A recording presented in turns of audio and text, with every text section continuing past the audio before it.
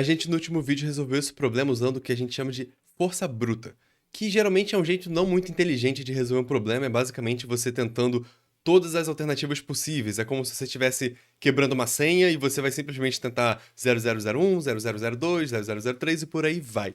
E esse nem sempre é o melhor jeito de resolver os problemas, apesar de que ele às vezes acaba funcionando, como a gente viu que funcionou.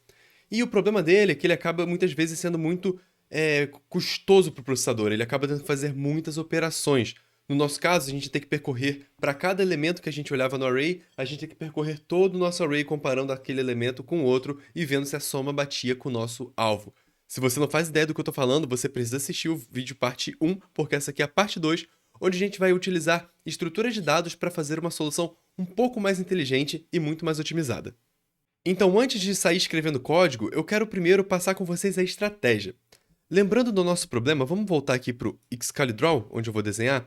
Lembrando, a gente vai ter um array de entrada aqui com vários inteiros e um alvo 9. E o que ele quer saber, o que o problema quer da gente, são as duas posições cujos elementos naquelas posições dão a soma igual a 9. E uma coisa que a gente pode fazer para percorrer esse array somente uma vez é o seguinte. Toda vez que a gente encontrar um elemento, por exemplo, a gente vai chegar aqui na posição 0 e encontrar o número 2, a gente vai calcular o complemento de 2. Ou seja, quem que é o par dele? Quem que é o par cuja soma vai dar igual ao nosso alvo? Ou seja, 2 mais p de par igual a 9. A gente sabe que o par de 2 é igual a 7. E por que isso é interessante? Porque a gente pode construir uma tabela da seguinte maneira, onde a chave vai ser o par ou o complemento, certo? E o valor aqui vai ser a posição onde o complemento daquele valor foi encontrado. Por que isso? Porque quando eu estou aqui na posição 0 e eu encontro o número 2, eu sei que o complemento de 2 é 7. Logo, eu sei que, para o 7, o complemento dele vai estar na posição 0, que é onde está a posição do nosso número 2. Porque se 7 é o complemento de 2, 2 também é o complemento de 7. Isso é interessante porque o nosso problema ele garante que sempre tem uma solução, então em algum momento eu vou encontrar o complemento desse número. Nesse caso aqui, inclusive, é interessante porque a resposta vai estar logo na próxima iteração. Então, o que eu vou fazer? Quando eu olhar, a primeira coisa que eu faço é, eu vou perguntar para esse número aqui, 2. Eu tenho esse 2 na minha tabela aqui, eu já encontrei o complemento dele? A resposta vai ser não, né? Porque eu ainda não tinha nada. Se não, adiciona nessa tabela o complemento como chave e a posição do meu elemento atual 2 como valor. E segue a próxima iteração. Então agora a gente vai seguir para a próxima iteração. O nosso i vai para cá, agora é o 7, certo? E aí eu vou perguntar, esse 7 existe na nossa tabela? E a resposta vai ser sim. Significa que eu já encontrei o complemento do 7 na minha lista. Então, eu simplesmente vou buscar a posição do complemento do 7 e vou retornar que é 0. Assim, eu vou saber que a nossa resposta está no 0 e na posição 1. E isso funciona para qualquer ordenação. Por exemplo, vamos fazer mais um exemplo aqui. Deixa eu apagar o que a gente já fez. E vamos fazer um exemplo um pouquinho mais complicado, então. Vamos colocar o 15 aqui e o 7 aqui no final, certo? Então, o que vai acontecer? A gente vai começar o nosso problema, lembrando que o nosso alvo é 9. Começamos aqui. I igual a 0, né? I igual a 0. O valor é 2, certo? E a posição é o próprio i nesse caso, e a gente vai iterar só uma vez, então é mais fácil ainda que só tem um contador. Não vamos nem precisar do j. I igual a 0, valor igual a 2 e complemento igual a 7. Mas até antes de calcular o complemento, eu pergunto, o 2 existe na minha tabela? Lembrando que a gente vai ter uma tabela aqui de par e valor ou posição. Vou botar pos, de posição. Então eu pergunto, o 2 existe nessa minha tabela? Não existe. Então o que eu vou fazer? Eu vou calcular o complemento de 2, que é 7, adicionar ele aqui e falar que o complemento do 7 está na posição 0. Perfeito? Ok, vou para a próxima iteração com o i agora igual a 15. Correto? Valor igual a 15, não, desculpa. Com i igual a 1, essa aqui é a posição 1, o valor é igual a 15. Correto? O valor é igual a 15. E aí eu vou perguntar, eu já encontrei o 15 alguma vez? Ou melhor dizendo, eu sei onde está o complemento de 15? Não, a gente sabe que não, porque aqui na nossa tabela só tem o 7. Então 15 não está na tabela.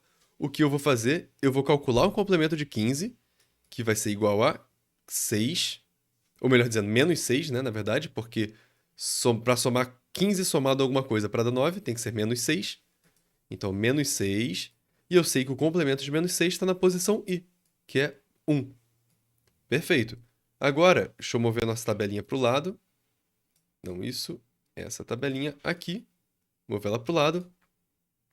E vou usar esse aqui que fica um pouco mais fácil de ler. I igual a 2, valor igual a 11. E aí a gente pergunta, eu já encontrei... O meu valor é 11, eu já encontrei um complemento de 11? Não. Então, eu vou calcular o complemento dele. Estou tentando escrever aqui. Vou calcular o complemento dele, que vai ser alvo menos 11, menos 2. Vou adicionar o complemento dele na nossa tabela, menos 2, e dizer que a posição é o próprio I, 2.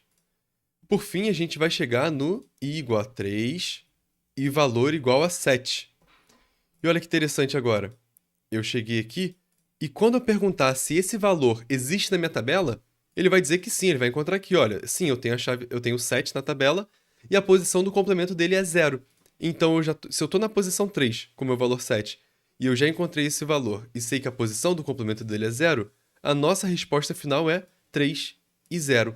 E é exatamente a nossa resposta para o problema. Perfeito até aí? Dado isso, pode tentar desenhar, tentar pensar em outros cenários, isso sempre vai funcionar, porque sempre tem uma resposta válida no nosso array também. E pode respirar um pouco, vamos partir para o algoritmo, porque na verdade é para a implementação, porque a implementação na verdade é bem simples. Então vamos lá. Agora a gente vai ter o seguinte, for i in range de len nums, lembrando, o jeito clássico de iterar. Eu vou ter aqui, vou chamar de complementos, que vai ser um dicionário, que é equivalente, no nosso caso, a uma tabela, onde eu vou ter uma chave e um valor, correto?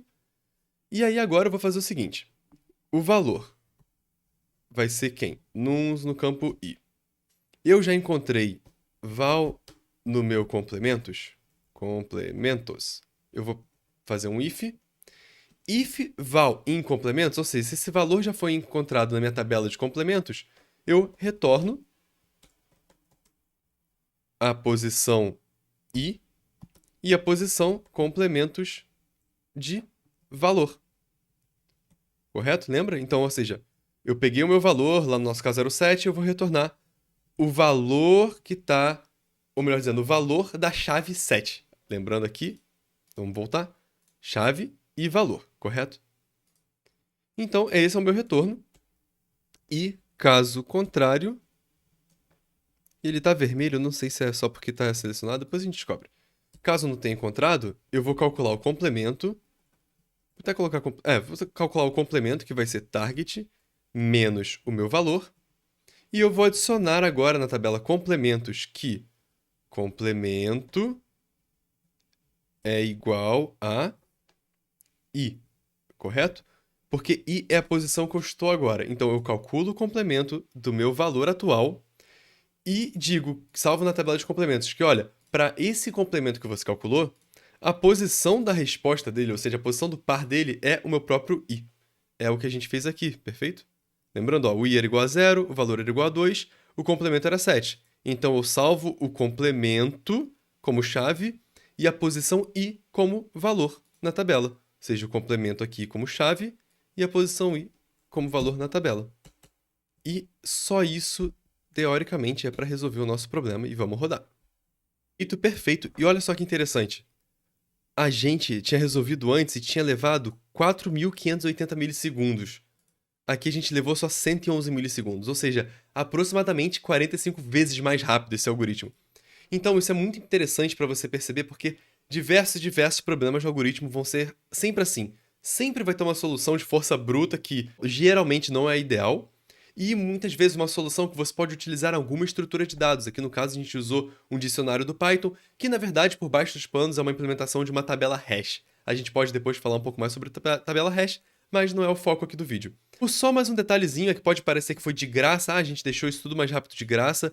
Nesse caso aqui, realmente não fez muita diferença porque a nossa estrutura de dado era muito simples.